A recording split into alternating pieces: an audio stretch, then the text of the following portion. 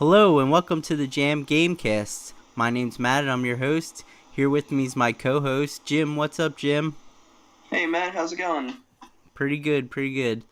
Now, I know it's been a while since our last podcast. I've had some things come up and had to cancel a couple times, but we're here now, ready to bring you the next episode.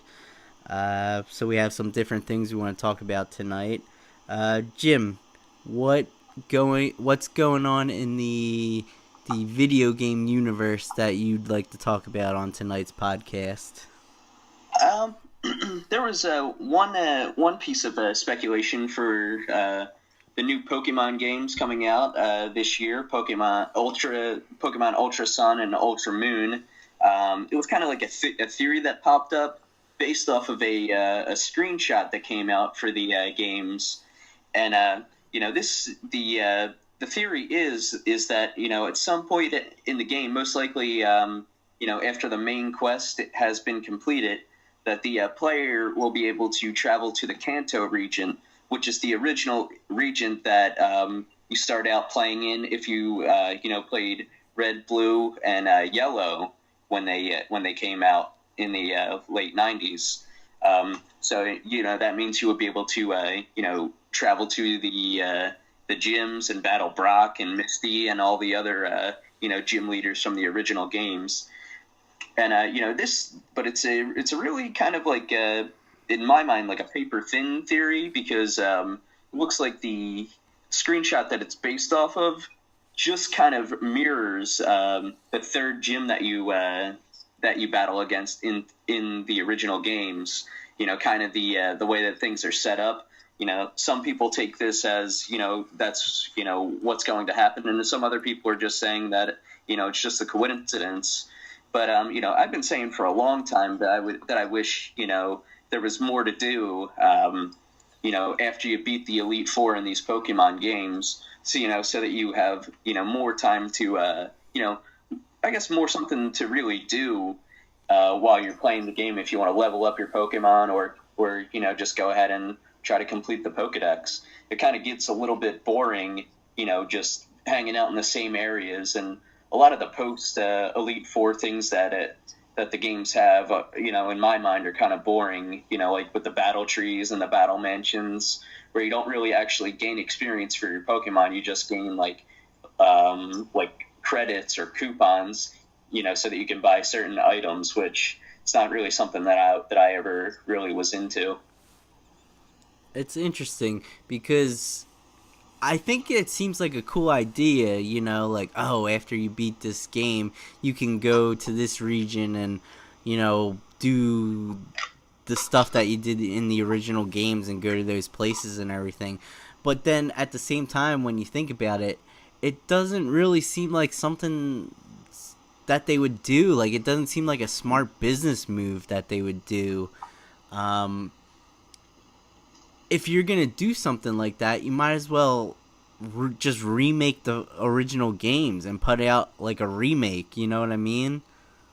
Yeah, exactly. But there is kind of like one piece of like, I guess, hard evidence, like not hard evidence, but there is an example of them doing this in the past where you could travel back to an old region, and that was with the Pokemon Gold and Silver games, which came out for the Game Boy Color.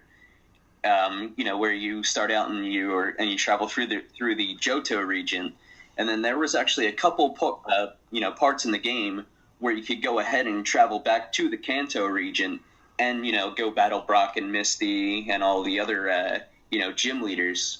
So there are a lot of people that are holding on to that example, as maybe Nintendo is going to do it again. Right. I mean, I just can't see them doing it, because to me, it almost seems like they're losing an opportunity to remake those first games and put them out there, and people would buy them up like crazy. I think that would be a missed opportunity to create a remake of the original games and put it out there. I think they would make a mint off of that. They actually have remade the original games Mm. They came out for the original Game Boy Advance. They were called Fire Red and Leaf Green, and you travel through the same region. But there are a lot of people that would actually love to see the Kanto region come out on the Nintendo 3DS with the new technology that they've had. I guess even since the Game Boy Advance, was first coming out and new. Right. Well, I think one of the things you hear often that Pokemon fans say is that like the series seems to be getting stale. Like they need to do something different. Like they say they're like almost the same game every time, except you're just in a different location. I mean, I don't know from personal experience because I haven't played a Pokemon game since those original games, but that seems to be what I hear about the series. Yeah, I think that's a pretty correct appraisal of of its. I've played I guess the two most recent generations, Sun and Moon, and then the previous generation X and Y.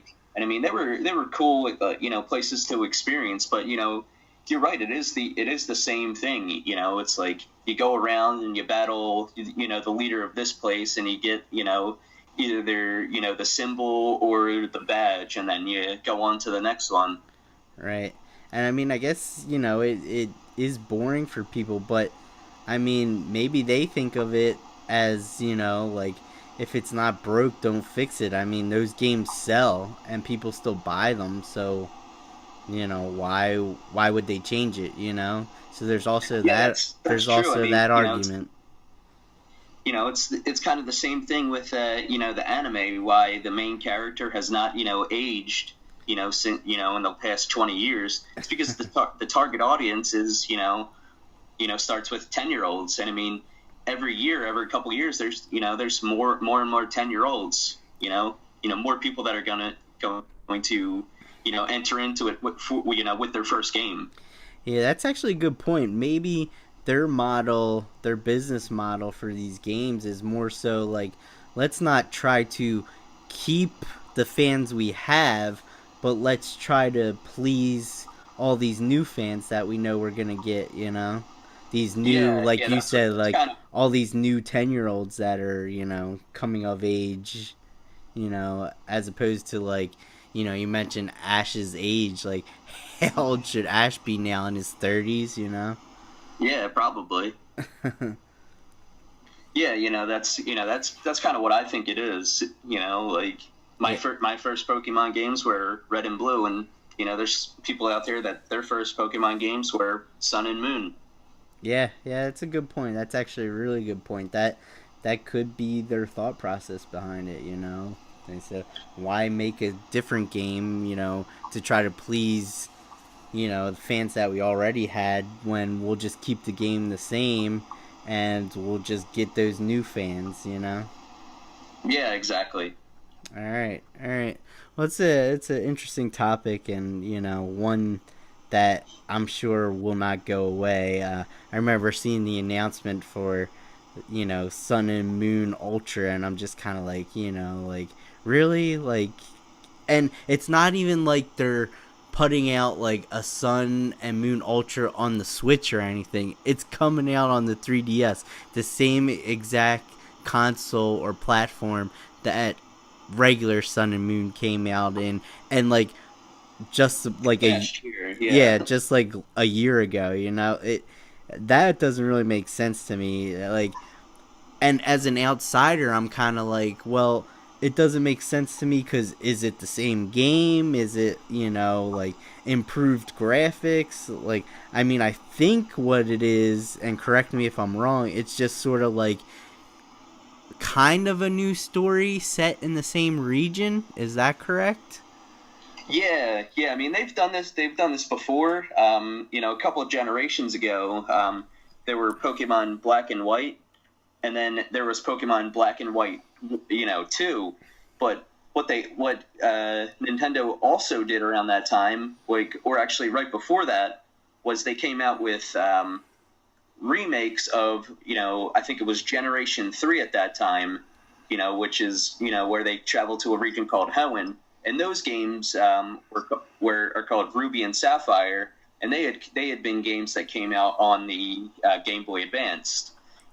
So it kind of seemed like that they were going in a cycle, and bringing out remakes, because they have brought out remakes of Gold and Silver, Red and Blue, and a lot of people thought that the next remakes that were coming out were going to be Generation 4 remakes, but Nintendo just kind of surprised everybody and said that they're coming out with basically Sun and Moon 2.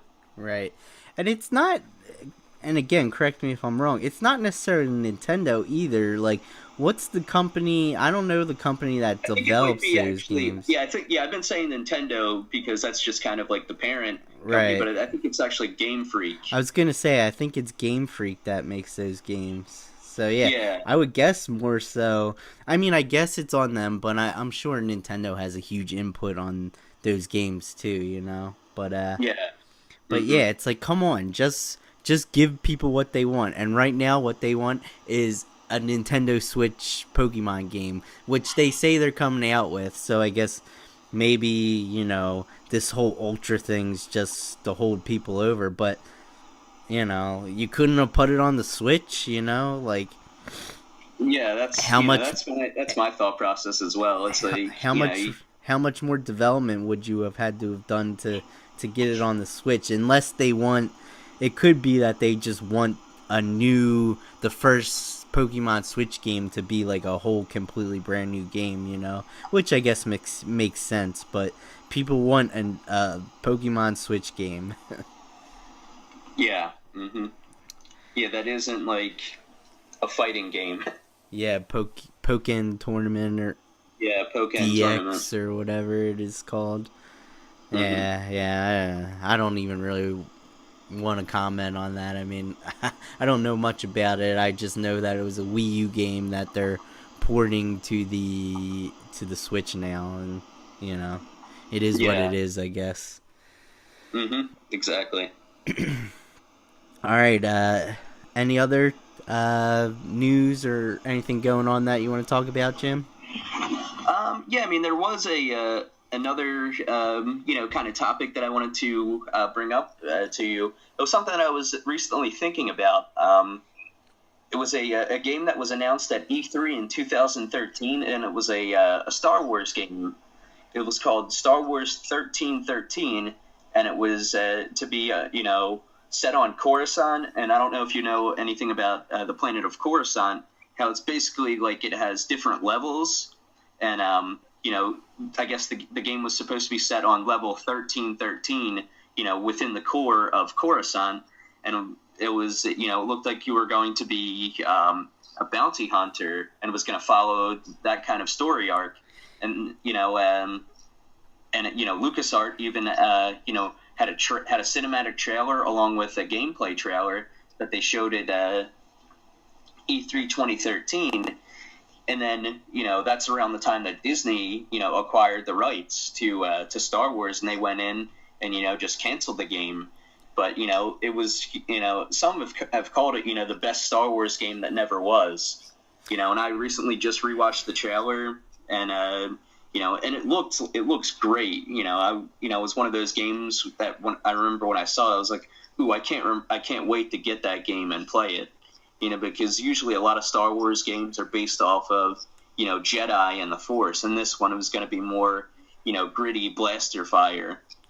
Yeah, well, that's what Disney pretty much canceled everything LucasArts was working on. They basically shut down that branch, and I guess guess Disney has their own deals with video game development and everything, and I guess that's what it was. Because I know the Battlefront games have both been produced by EA Games. Yes, I know EA does those games, and Coruscant is at the beginning of episode 2, right? Where they're that's where the Senate's located, correct? Yeah, that's where the Senate's located. That's where the Jedi Temple, was located. Yeah, what are you doing questioning my my Star Wars knowledge. Just making sure.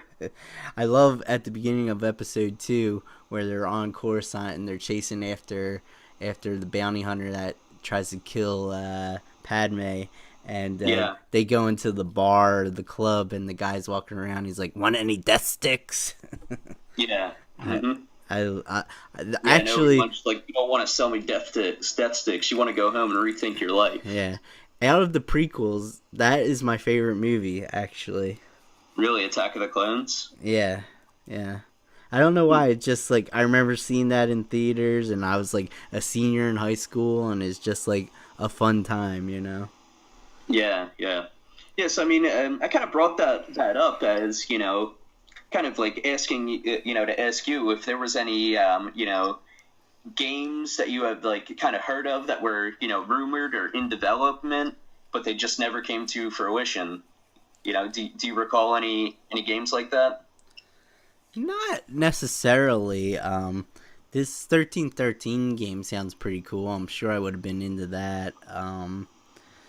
And then, yeah, I can't, off the top of my head, I can't really think of anything that's like been announced and then, it was taken away and I was really like that disappointed by it. I don't, I don't know.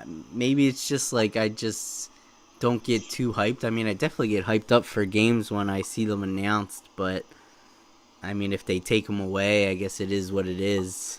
How about you? Is there any games that were taken away that you really got disappointed by, aside from this 1313 game? No, there was pretty much no other games. But again, I'm kind of like you, and also like sometimes I might like I just don't really hear about games until they're actually out. But I kind of when I was researching about Star Wars 1313, I came upon a list of games that were announced or canceled or taken away at some point in their development. And actually, one of those games was Final Fantasy 14 Online, which it was supposed to actually be. Looks like it was actually supposed to be for the PlayStation 3, and there was like a whole. I know that it's a game that's out now, and people play it all the time. But there was actually an original version that was. I think it was even in alpha stage, but it was realized that it wasn't really popular, so they just kind of took it away, and then they revamped everything 100% and changed things all around, and now we have the current iteration of Final Fantasy 14, which I thought that was pretty interesting. How like sometimes there could be a game that you're really into and you play, but then it's but then you find out that a whole different game was essentially in development. Yeah, and I think that happens more often than you would think. Like Final Fantasy 15 originally like started out as like Final Fantasy 13 Versus or whatever, Yeah, and I was reading about that too. yeah, and it's like kind of became like a whole different type of game, and I think that happens a lot. But I mean, like it's kind of like, well, I'm sure like pretty much every game goes through like big changes than the original idea of what people come up with. Yeah, definitely. Do you remember any of the other games that were on the list? There were just I'm trying to think, because this was actually something that I got linked to on Wikipedia, and then they had like different systems that you could click on. They had like canceled games for PlayStation 1 through 4, and then same thing with the Xbox, and then all the Sega systems, games that were supposed to be on the PC. And some of the games it looks like it was supposed to come out on like PlayStation 3, but then it just kind of got pushed, and it didn't come out until PS4 was released. A lot of it was something like that. Okay. Yeah, I would say for myself, like I don't I guess I don't really get disappointed by that. Like, there hasn't been anything that I can recall. What I do get disappointed though is when companies announce games and then it's like, oh, but this is Japan only, and it's not coming to Yeah. America. I get disappointed with that stuff. Yeah, that does seem like it, would be really disappointing. Like recently, they announced the Secret of Mana remake that's coming out, and so far it's only been announced for Japan. And for anybody out there who's listening, Secret of Mana is like a super popular JRPG that was on the Super Nintendo, and they're coming out with a remake of it, but it's only so far announced for Japan, and it's unclear if it's going to be announced for America and the West and everything. So like it's stuff like that I'm like, and like they're coming out with this awesome like collector's edition and everything, and it's just like, I wish that would get released in America. And so far they haven't said anything that it's going to, and I'm not sure that it will be, just because it's like an old JRPG, and I'm not sure that there would be a market for it out there. I mean, of course, like, old school JRPG fans are gonna be into it, but I don't, that's a very niche, I think, collectors group and gamers group that I don't think there might not be enough sales out there for them to bring it to the West, which happens a lot with cool Japanese RPGs. Yeah, definitely. Like for example, Dragon's Quest, which is like one of the most popular JRPGs for a while there. I think it was like when they were bringing out Dragon Quest 8, like if that didn't sell well, they weren't gonna release anymore in the West, and that sold like crazy on the PS2. So now they always bring them out here. So you know, it's a very niche market, unfortunately. Yeah. Okay, Yeah, I well, mean that's kind of interesting the way the way that works. And that would that's kind of like one thing that makes me wish that they just came out with the systems being universal. That way, if there are people like you that it's like, oh, I want to get this game, but it's only for Japan, but it's like, oh, like I don't have to worry about that. Like I can probably just find a copy because my PlayStation is universal and I can play it, on the PlayStation that I have in my, in my home. well, you can. I mean, the PlayStation 4 is region free, and Okay. that's what the Secret of Mana remake was announced for. I think it's announced for the Vita too, and Okay. Cool. they're both region free. So I could theoretically get it and play it on my machine, but I don't speak Japanese, so Yeah, yeah, I guess there is that.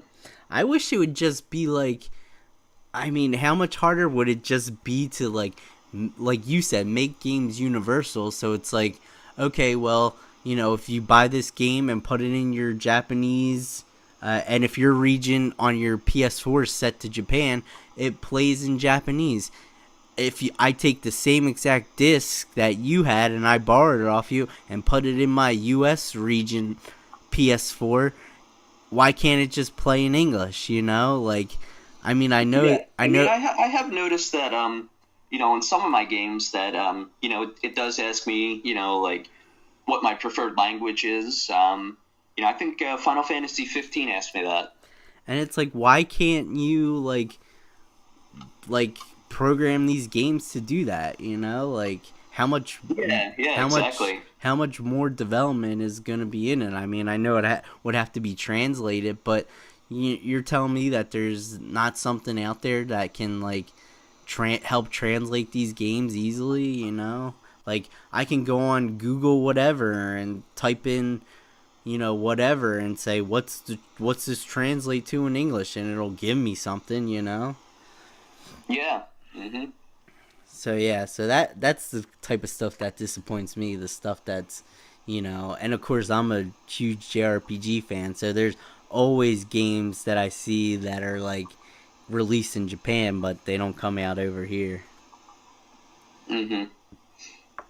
Yeah, I kind of wish that, because I guess what, one argument would be like, oh, a lot of these games have voice acting in it now, but I mean, like how many people like, I mean, I guess there are people that, do like watching the cutscenes and want them to be in their language, but I mean, I would say, if there were English, subtitles or, and the writing was in English, I wouldn't be bothered, but if the character was speaking Japanese, I know how to read. Yeah, well, you get two like schools of thought on it. Like some people are diehard, like, oh, I like to have the original Japanese audio with English subtitles, which is fine. Um, I personally prefer, if there's English voice actors and an English, dub, then I'll listen to the audio in English. But I mean, it doesn't stop me from playing a game if it doesn't have English dub, but it has English subtitles. I'll still play the game.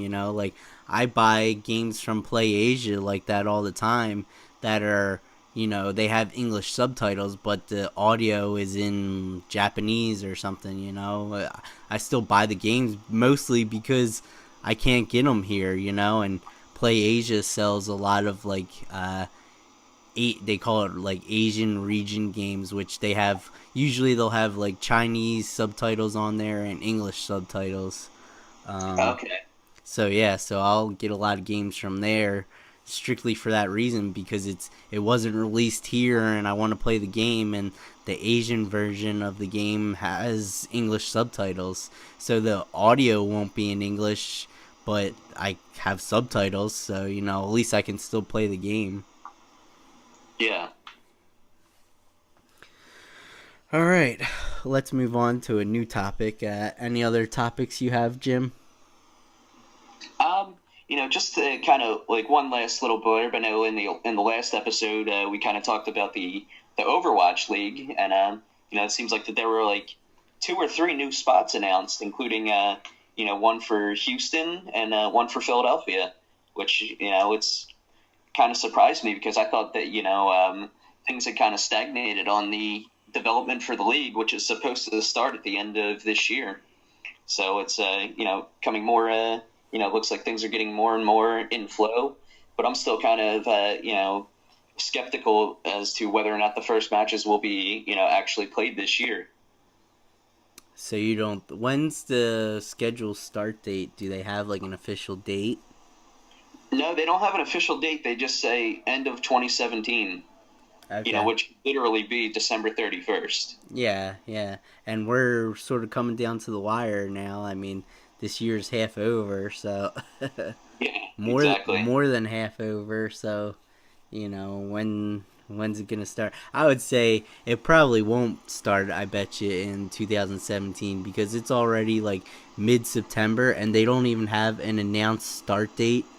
They're still just saying late 2017. Yeah, Usually that's a bad sign.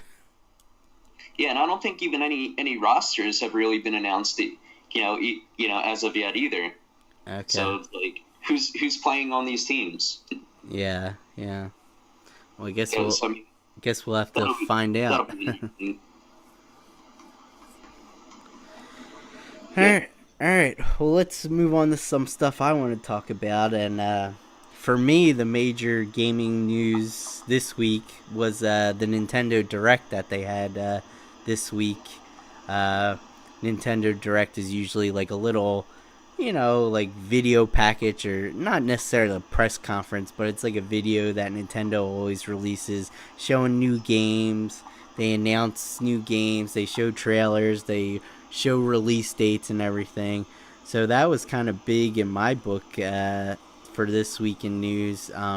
Nintendo announced some pretty good looking JRPGs for the Switch and 3DS. Um, Now, Jim, I mentioned it to you earlier. You said that you didn't watch the Nintendo Direct, correct?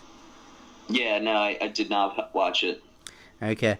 Well, probably the game that they showed and they put a release date on it was Project Octopath Traveler, which is a Nintendo Switch game. It's a JRPG that Square Enix is putting out, and it's like a sort of like a they want it to be like a throwback to like the JRPGs that were out on like the Super Nintendo and stuff. Like they kind of call it, I forget what they call it, like 2D, 3D type of thing, where it's like, you know, it has the 2D look, but then it's also has some 3D elements to it as well.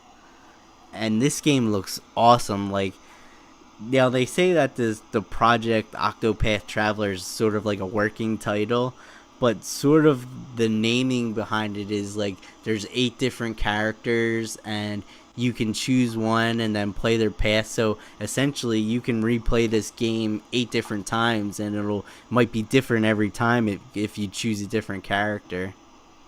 Oh, okay, cool. Yeah, have you seen anything about this game? No, I haven't seen anything at all. Okay. Yeah, it looks really cool, and it's probably one of the games that I'm most excited for on the Switch. So yeah, so they announced that game, and I forget well, they didn't announce the game, but they showed more trailers for it and gameplay. They announced the release date, but I don't remember what it was. I think it's December, and sometime in December, or I don't know, might have been October. Usually the games are either October or December, but I'm thinking that one was December for some reason. And Okay. yeah, so the next game that the next major game that they talked about was Fire Emblem Warriors.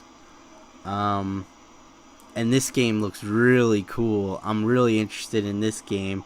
It's on the Switch and the 3DS actually, but I would probably get it for the Switch.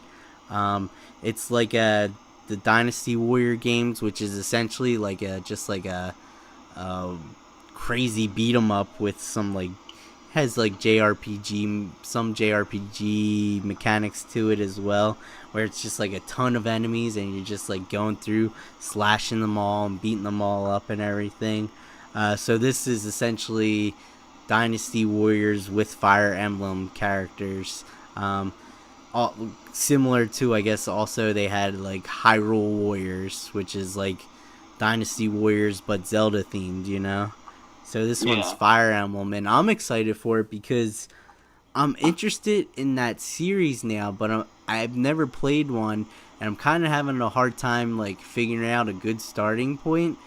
And I'm thinking maybe this might be a good place to jump in because I can sort of learn some of the characters and find out what characters there are and what characters I like, and then maybe, you know, research out what games they're from, and then I might want to pick up those games and try them out, you know?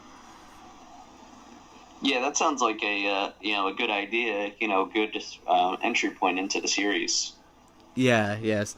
So I'm looking forward to that game.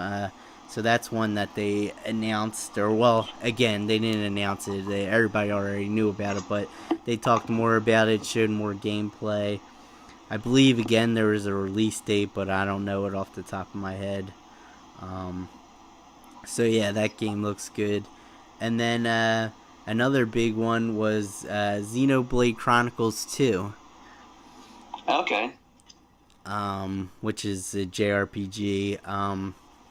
Many of you listening might know I just recently finished playing Xenoblade Chronicles 1 on the 3DS, and boy did I dislike that game. I didn't like it at all. I didn't like the combat system. The story was boring to me. I just didn't like it. So when they originally started talking about this game, I was kind of like, I don't know. But I will say, the art style looks awesome. It's kind of more like anime style than the original game. And like I said, in this Nintendo Direct, they had like a big portion of it was dedicated to Xenoblade Chronicles. They showed like 2 different trailers for it, and the story looks cool. I think the story really looks cool, and the art style really looks cool. So I'm sitting there watching this, and I'm thinking, this game looks cool. I'll probably get this. But then they started talking about the battle system, and boy, does that look complicated. Like, it looks very, very complicated. So now it kind of put me back on the fence again. I'm kind of like, well, the story looks cool, the graphics and art style look cool, but I don't know about that battle system. It looks way too complicated. Yeah, I mean that can do it for me. With some games, they'll look awesome, but then you either get the game, or you watch videos of it, and you notice how the battle system is just like overcomplicated, and that really turns me off from a lot of games. I think I remember you were playing a game and I was watching it. I think it was it Final Fantasy 12 that had the weird battle system. Oh yeah, yeah. Final Fantasy 12 did have a weird battle system when it came out. I think now, because they recently did the remake and put it out on the PS4, I think they cleaned it up a little bit and improved it a little bit. But also, one of the reasons why I didn't like that battle system is because I never really played a game with that type of battle system. And actually, that system is maybe a little bit similar to Xenoblade Chronicles, where that system, if I'm remembering correctly, it's sort of like you're on the plane and you have your main party member that you're controlling, and then your other party members, and I think you can set them up to like do attacks that you want them to do and sort of fight the way you want them to fight. Um, and it wasn't the traditional sense, because before that, Final Fantasy games were pretty much turn-based, and it's still turn-based, but it's sort of like a mix between action RPG and turn-based, because you can kind of control yourself and run around the battlefield, and it's not even really necessarily a battlefield, it's just the plane that you're running on, and you just go into a battle with them, and you can still continue to move around, but I believe the attacks are still timed. But I think now, and I've really been kind of wanting to go back to that game and try it again, because I've played more JRPGs now, and more JRPGs that had different battle systems than the traditional turn-based. So I think I could actually get into the battle system a little bit better now than I could back, God, whenever that game came out on PlayStation 2. God, probably, more than 10 years ago. Yeah, yeah. So yeah, it's been over 10 years since I last tried that game, and I didn't like it then, but I think I would like it more because I have more experience with different types of battle systems, and I think I could get the hang of it. So I want to go back and play it. I don't think I'll go back and play the PS2 version, though. I think I'll probably get the PS4 version and play that. Yeah, okay. Yeah, yeah. Alright, well, yeah, so Xenoblade Chronicles 2, I'm on the fence. I'll probably, like you said, I'll probably watch some, like, reviews of it on YouTube and stuff and see what people say about it. And then I'll probably still end up getting it, but it's definitely not a day one buy for me. I'll probably wait to get it and then get it for, like, a cheap price. Yeah. Okay.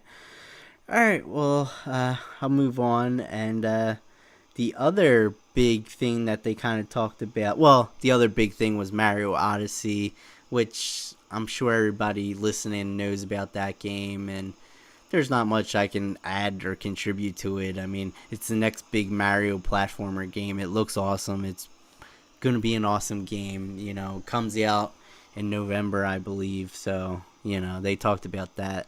But the game I want to talk about, and I want to bring it up on this podcast because, well, I'll just sort of address it like this. Jim, you don't have a Nintendo Switch, correct? No, I do not. And you never really had a desire to get a Nintendo Switch, right? Yeah, that is correct. No desire whatsoever.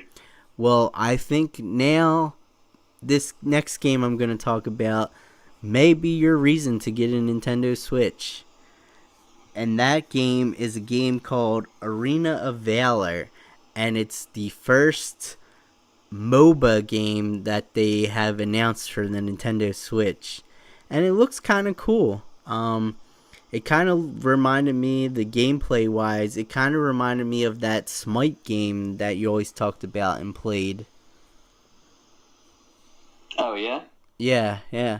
So I think this might be. I want you to research this game, and next podcast come back and tell me if this game has you interested in getting a Switch now.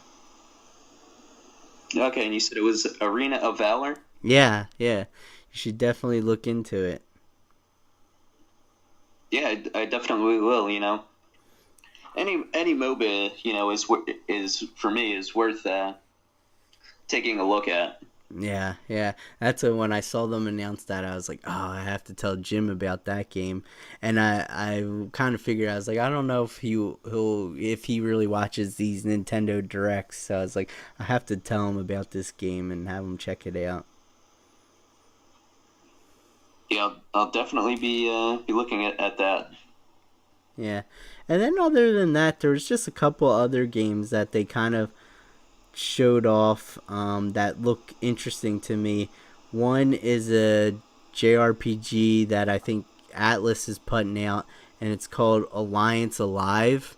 And it's on the 3DS, and it just kind of looks like a cool little, JRPG that looks like it has, cool 3DS type of graphics, and it looks like a cool game, so I'll probably want to check that out. And then another game that caught my interest was a game called Strange Journey Redux, which is like a remake of a Shin Megami Tensei game. Shin Megami Tensei is like also uh, the Persona games are part of that series of games. And the main line of Shin Megami Tensei games I've never really have been interested in, but this remake kind of looks cool to me, so I'm kind of interested in maybe checking it out, Yeah, cool. Yeah, so there's those two games that I want to look into. And then the rest are just games that are kind of have been announced now that and they weren't even really talked about during the Nintendo Direct, but just games that are coming out that I am excited for on the Switch because of the portability. So one big one I saw announced on PlayAsia's website, and again, this is only an Asian release, announced, it's gonna come out in Japan physically and in the Asia region, and it's gonna have English subtitles on it. But that game is Wonder Boy: The Dragon's Trap. And anybody that listened to the last podcast, we talked about this game because Limited Run Games was putting out this game on the PS4. And so now they have this version coming out on the Switch. And I'm like, well, I got to get this version of it because I can play it on the go and portably.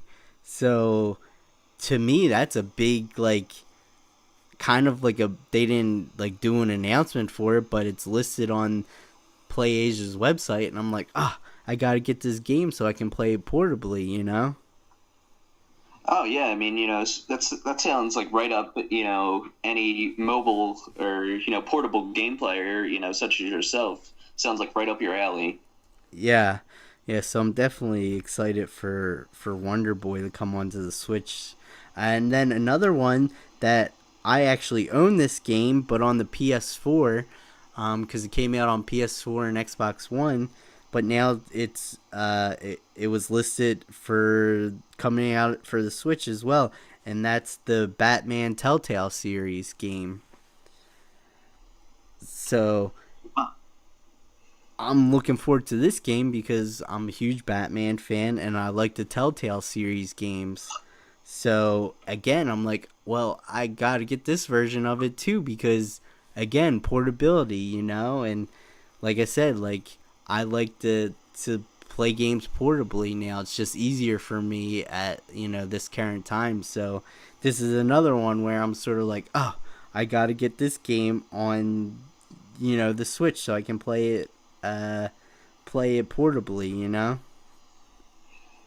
Oh yeah, I mean, like that's one thing I'm surprised, that there still are, I guess like console exclusives, or like in the case of like PlayStation, like why aren't games, that they bring out for, like the main console also able to be, like played on the handheld console? I guess, there are ways, with digital downloads and certain download ways, correct? Yeah, digital downloads. I mean, a lot of the games that they release, not all of them, but a majority of them, they release it for the PS4 and they release it digitally. And there's a number of them that you can play on the Vita too and download it from the PSN on the Vita and play it on the Vita as well. Not all of them, but a good amount of them, I would say. So I mean, there is that way you can download it digitally and play it that way. But I'm a collector and I like to have the physical versions of games. Yeah, yeah. And it's sort of like an interesting thing that you're coming across now because and I think this is why the Switch is such a cool console and an interesting console because there's what has always been that separation between like your home console games and your portable games, and there's always like that distinction. And like back in the day they had like, oh, this is the NES version of Mega Man, and then we had the Game Boy version of Mega Man, and they were like separate games, they weren't the same exact game. But now you're in that interesting situation where, yeah, this is a home console game, but with the Nintendo Switch now and the Vita to an extent too, you can play these games portably as well. Yeah, I mean, in my mind, that's a huge plus. You Yeah, know, that's why you gotta get the Switch, man. yeah, I might have to get a Switch. And then sort of like this next game kind of falls into that. They announced now that LA Noir is coming out on the Switch, which is a game. I don't even think this is a PS4 game. I think this is a PS3 game. And now it's coming out on the Switch. And I've kind of always had the mindset like, oh yeah, that kind of looks like a decent game, and but it wasn't something where I was like, oh, I have to get it. But now that it's on the Switch and I can play it portably, I'm sort of like, oh, that would probably be a cool game to play, and I'm more interested in buying it now because that option of playing it portably is there. Yeah, yeah. I mean, that was that I always heard good things about L.A. Noir, and that kind of surprises me that a game like that would be coming out on the Switch, but it's a good surprise. Yeah, yeah. And then another game that's sort of in the same boat because it's out currently on the PS4 and Xbox One, but it's coming out for the Switch as well. And given the choice, I'm going to get it for the Switch because portability. And that game is Dragon Ball Xenoverse 2. Which, Okay. yeah, so that game's coming out on the Switch. So I'm like, well, I'm going to get the Switch version because I can play that portably too. So, so more exciting games. I feel like the games coming out on the Switch it's been slow getting games, but I think in the next coming year you're gonna really start to see some cool stuff coming out on the Nintendo Switch. Yeah, yeah. I mean, I hope that there are a lot more games, that are released for the Switch. Because I mean that was I guess a big part of the reason why I haven't really ever considered going out and acquiring a Switch as of yet is the very limited number of games. Yeah, and I mean that's understandable. I think a lot of people felt like that. But yeah, I think in this next year you're gonna start seeing some bigger and better games coming out on the console. All right, well that's all I really had that I wanted to talk about. So let's go on and move on to our usual topics that we talk about in every podcast. Jim, what are you currently playing? Well, I actually just pretty much finished playing Pokemon Coliseum, and I was playing that on my Nintendo Wii Cube, which is basically the original Nintendo Wii, but it's backwards compatible with GameCube games.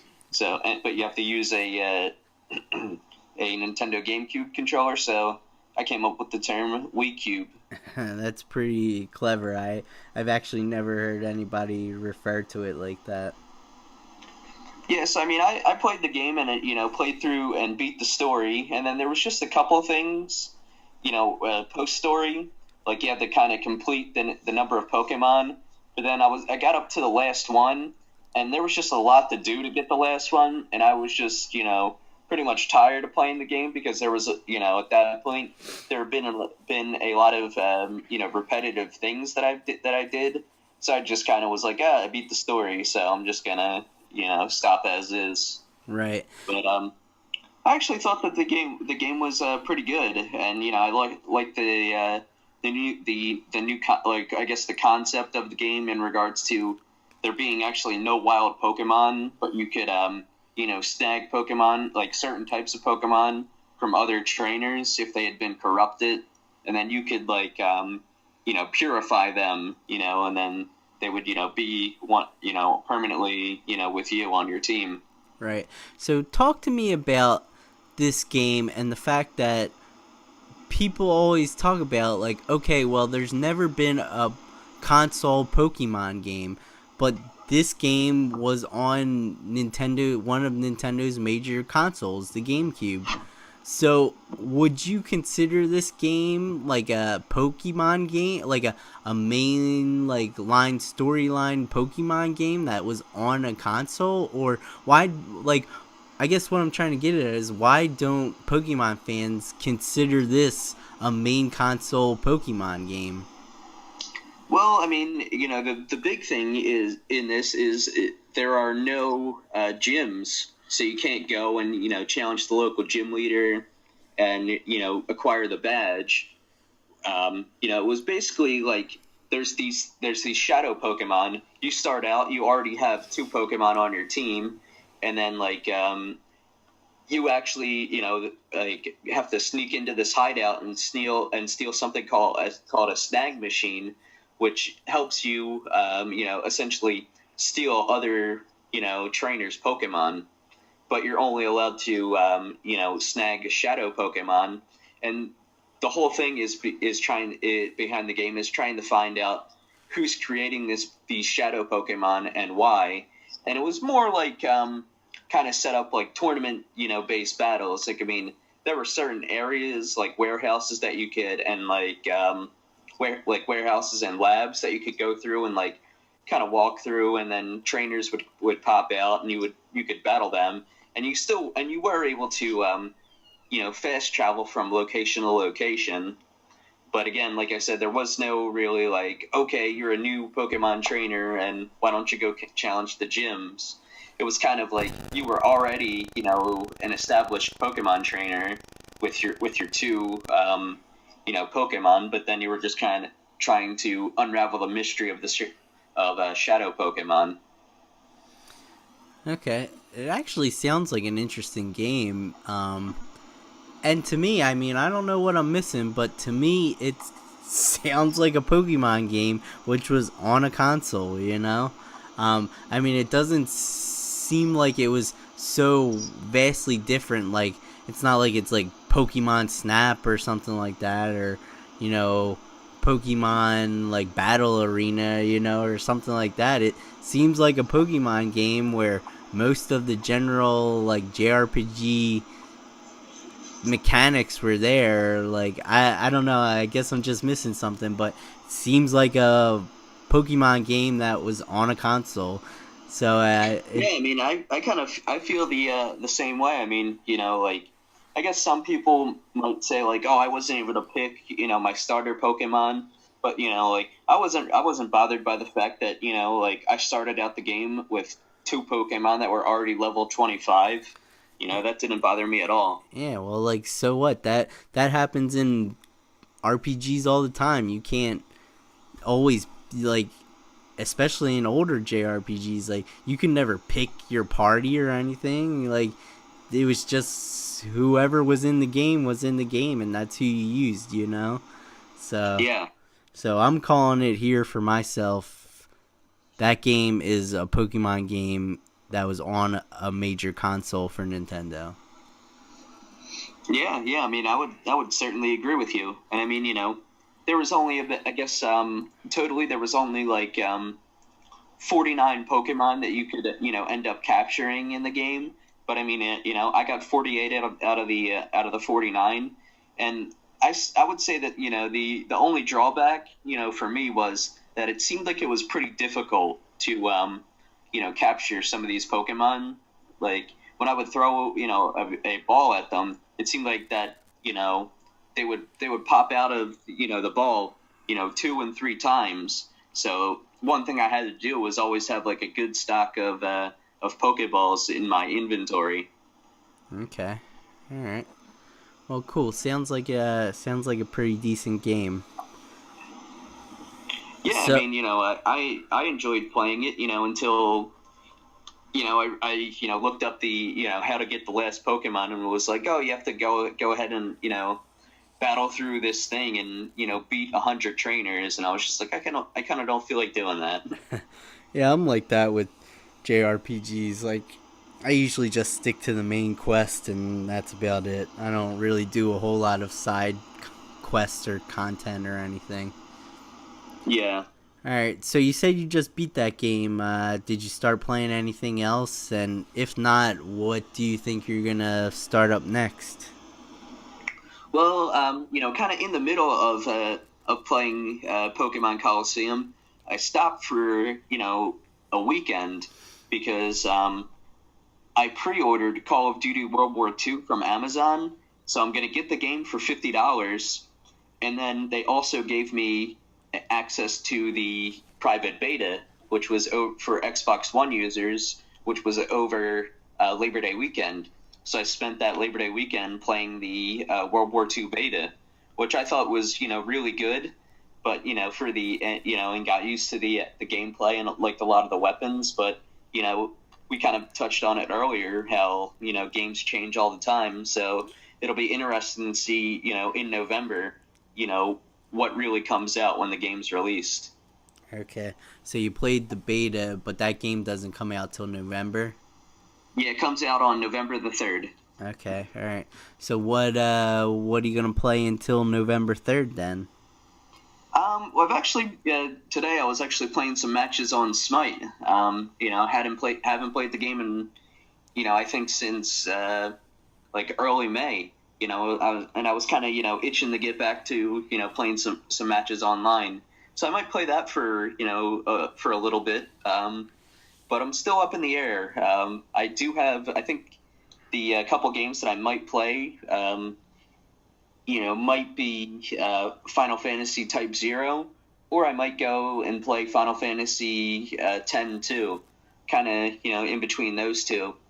And I still want to also research the Horizon Zero Dawn DLC to see when that's going to be released. Okay, all right. Yeah, I'm kind of jealous about the Type Zero and X2 Final Fantasy X too. Both games that have been on my list, and Type Zero is pretty high on my list. I really want to play that game, but it's just difficult for me to play home consoles. So that's the reason why I haven't played that yet. I have it on the Xbox One. I kind of wanted to get it on the PS4 because then I could always try the remote play on my Vita with it. Um, Yeah. and that game was originally a PSP game that came out in Japan anyway, so I think it would play well on the Vita. Um, you know what? I wonder. I could probably. I have to check the PS Network on the Vita, see if that game's on there for downloading. I could always download it as well and play it. Yeah, yeah, Yeah, that is that might be a viable option for you. yeah. And the X2, I want to play that game too, or 10-2.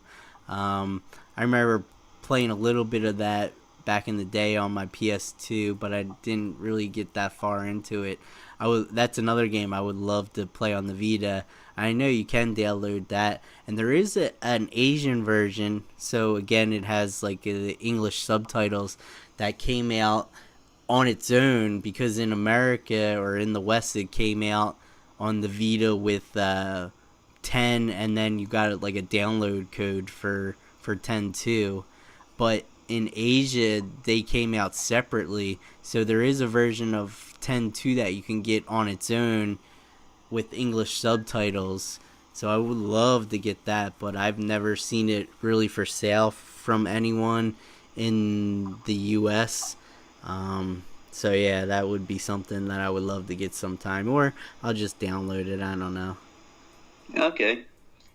Yeah, and I mean, I brought up the DLC for Horizon Zero Dawn because depending on when that comes out, I kind of want to play the base game for a few days so I can get back in the swing of how the game plays and make sure that my bow shot is 100% before I go on to do any new missions so I don't get eaten by a dinosaur.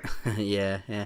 I guess I'm not really in the whole DLC thing. For me, I play the game that comes on the disc, and that's what I play, and I beat it. I'm not into this whole DLC thing. Like, oh, we have extras. There's extra stuff all of a sudden that you need to do. It's like, well, no, just put that stuff in the game. Yeah. If it's really that important, put it in the game. Yeah, or just say it's going to be the sequel.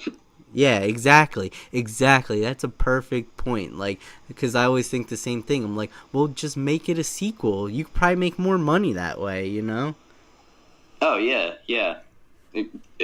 Totally agree with you there. Like, whereas it's like, oh, you already paid $60+ for this game, pay another 10 or 15 instead. They could just make a new game and charge another $60+. Yeah, I agree. I agree. That they should do that. Oh well.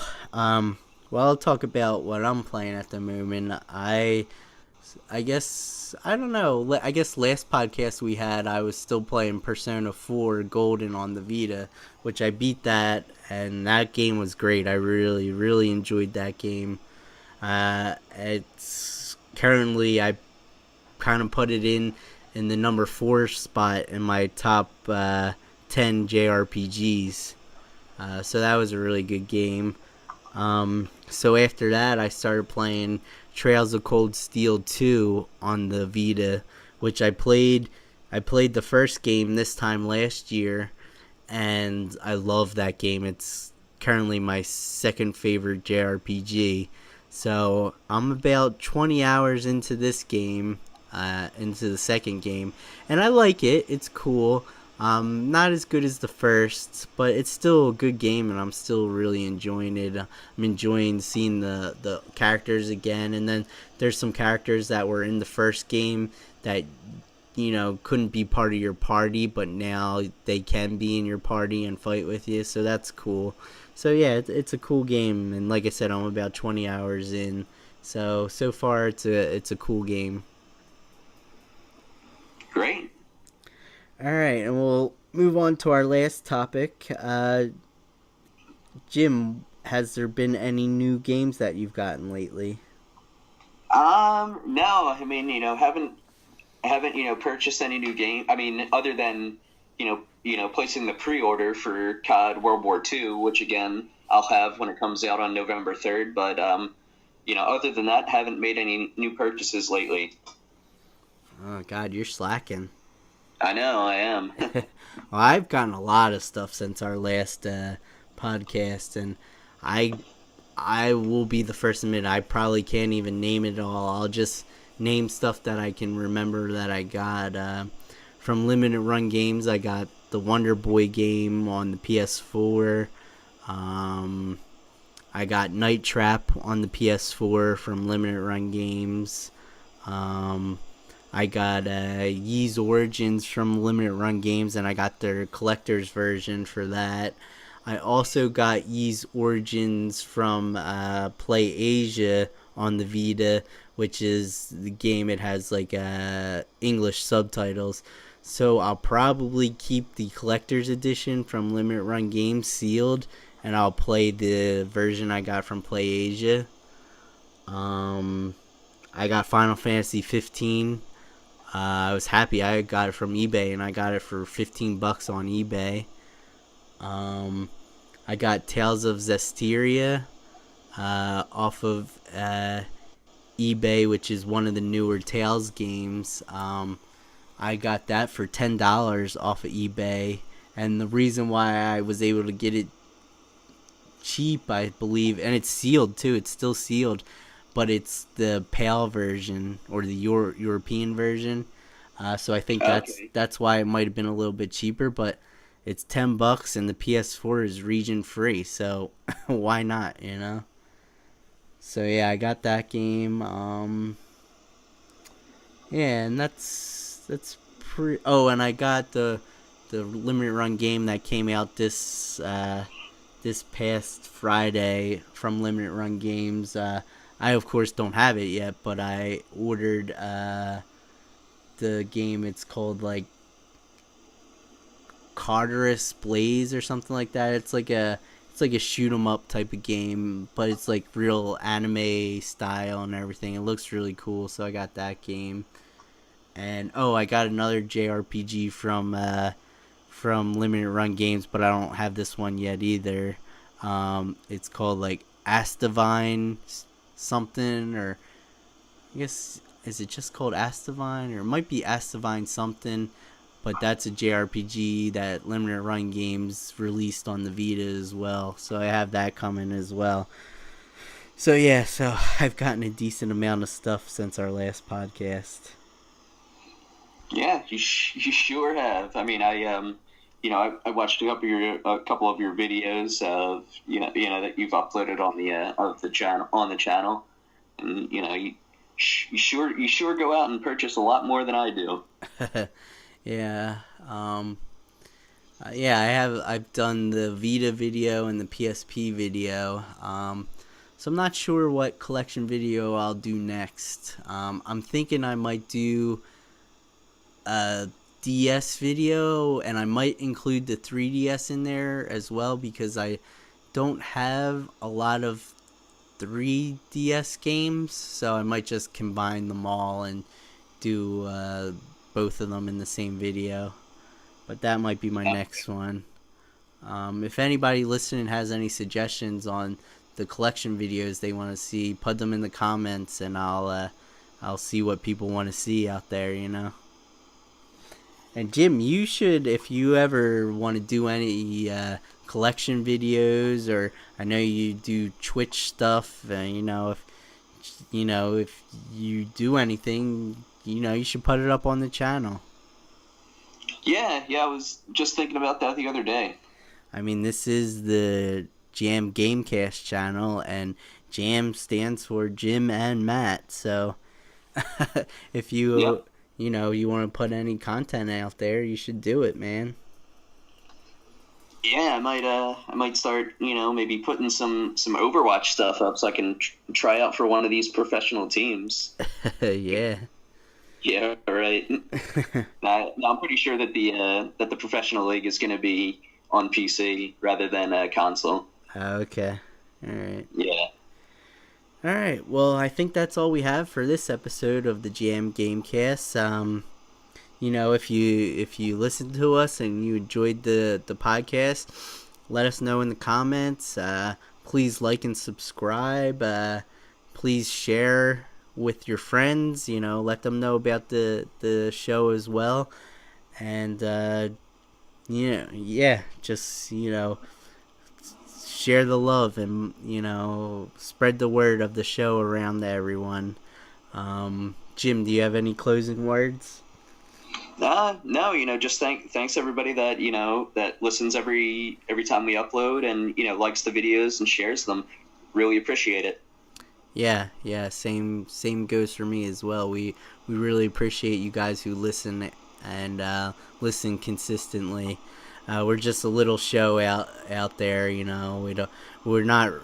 don't have a big budget, or we're not very technical, but this is just sort of an outlet for us to talk about video games, and we appreciate everyone who listens.